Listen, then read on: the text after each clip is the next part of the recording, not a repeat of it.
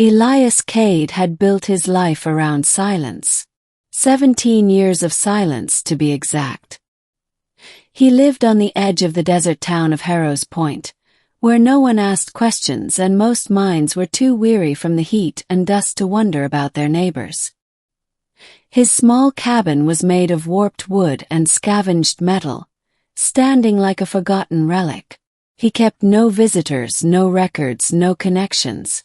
Even his job, repairing old transmitters and radio equipment, was chosen for its quiet anonymity. But every night, when the wind howled against his windows, Elias felt it, the weight of being hunted. He hadn't always been this way. Once, Elias had been a soldier in the colonial fleet, young and full of purpose. On his last mission 17 years ago, everything had gone wrong. His squad had been dispatched to the outskirts of Vega Prime, where a supposed insurgency was stirring among the alien settlers. That was when he first saw her. She wasn't like the others. She wasn't like anything he had ever seen. Her skin shimmered faintly, catching light like water under a moon. Her eyes were pools of dark silver, reflecting back more than they revealed. She didn't need weapons. Her presence itself was a weapon. Her name was Serenia. The first time their eyes locked, Elias felt as though someone had walked directly into his soul. It wasn't love, not at first. It was recognition. Recognition that this woman, this being, knew him in ways no one ever had. She called him by name before he had spoken a word. And she whispered, "You don't belong to them. You belong to me." Elias had run. Against every order, against every instinct. He had fled from that battlefield, from her voice, from the pull he couldn't explain. He deserted the fleet, vanished across the galaxy, and buried himself in obscurity. But he never forgot her. And she, he feared, never forgot him. The return. The 17th year came with a storm. Harrow's Point rarely saw rain, but that night, thunder shook the sky and lightning painted the desert white. Elias sat by his flickering lamp, a half-fixed radio before him, when he felt it. A vibration in the air, too deep to be thunder. He stepped outside. The storm clouds were torn open by fire, a ship-breaking atmosphere. Its hull glowed crimson as it descended behind the mesas, vanishing in a roar that rattled Elias's bones. His chest tightened. He knew. By morning, the town buzzed with rumors. Some said a mining transport had gone down. Others whispered of smugglers. Elias said nothing. He only packed. By nightfall, he was ready to vanish again until he saw her. Serenia walked into Harrow's Point as though she had been there all along. She didn't age. 17 years had touched her not at all. Her silver eyes swept across the crowd, and when they found Elias, it was like no time had passed. She smiled. "You ran far," she said softly, her voice carrying as though she whispered directly into his ear. "But not far enough." Chase. Elias fled. He didn't think, he reacted. His old escape routes, rehearsed in dreams for years, unfolded beneath his feet. He took the back alleys, mounted his rusted hoverbike, and tore into the desert. The storm had passed, but the ground was slick with rain, the air heavy with the scent of ozone. Behind him, no engine roared, no footsteps echoed, yet he knew she followed. For 2 days he rode. Sleep was fleeting, food forgotten. He pushed deeper into the wastelands, to places no sane traveler ventured. He thought distance might weaken her reach, that maybe her hold on him was only proximity. But on the third night, as he built a small fire in a canyon hollow, she stepped into the light. "You've grown tired, Elias," she said almost tenderly.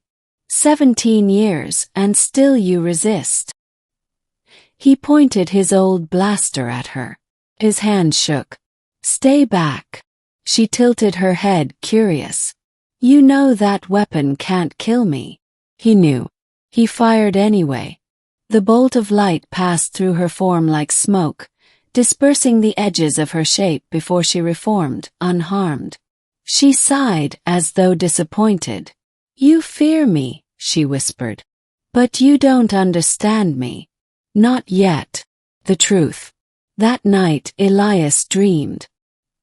He hadn't dreamed in years. In the dream, he stood in a field of stars, each one pulsing like a heartbeat. Serenia was there, her hand reaching out. When he took it, visions flooded his mind. Fleets burning, empires collapsing, a tide of destruction. And at the center of it all him. You are the key, she said. I saw it the day we met. You can open the path. With you I can end the cycle. Without you, the galaxy will fall into ruin. He tore away, gasping, waking in a cold sweat. The canyon was empty, the fire burned low, but her words remained, echoing inside his skull. By dawn he was moving again, not to run but to find answers. The middle, confrontation. Elias headed toward the ruins of Vega Prime, the planet where it had all begun. His hoverbike sputtered and died, forcing him to walk across the glassy plains where the fleet's bombardments had scorched the soil. He remembered that battle. He remembered fleeing. But now, standing among the ruins, he remembered something else, something she had hidden from him. Serenia appeared again, emerging from the heat haze like a phantom. You've returned, she said. Tell me why, Elias demanded.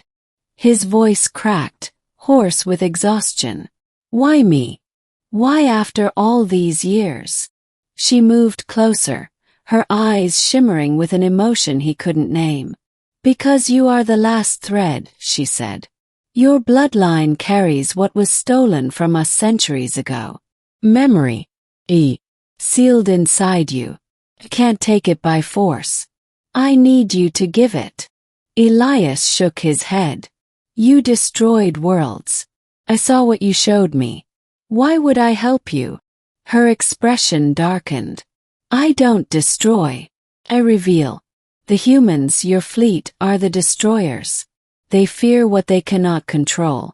They fear me. And they feared you, Elias, when you fled. Why do you think they never came for you? Because they already knew whose call you had answered. Her words cut deeper than he wanted to admit. For 17 years, he thought he was running from her. But what if he had also been running from himself? Choice. Days blurred as Elias wrestled with her presence. She never left him now. Wherever he went, she was there, sometimes distant, sometimes close, but always watching. At times she was furious, her voice a storm inside his skull. Other times she was gentle, almost human, reminding him of what he had lost in his years of hiding. In quiet moments, he found himself listening. What if she was right? He saw the scars of the fleet's campaigns, the broken colonies, the silenced voices of alien worlds. He had once believed in humanity's mission. Now he wasn't so sure. But could he trust her?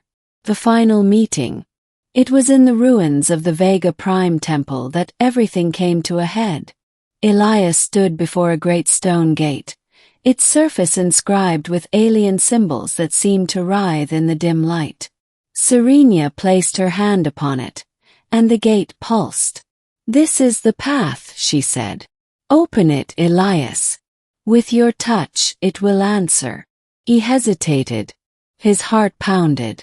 If he opened that gate, what would come through? Salvation or destruction? Why me? He whispered. Her silver eyes softened. Because I waited for you. Because 17 years ago when you ran I could have taken you. But I didn't. I let you choose. I always will.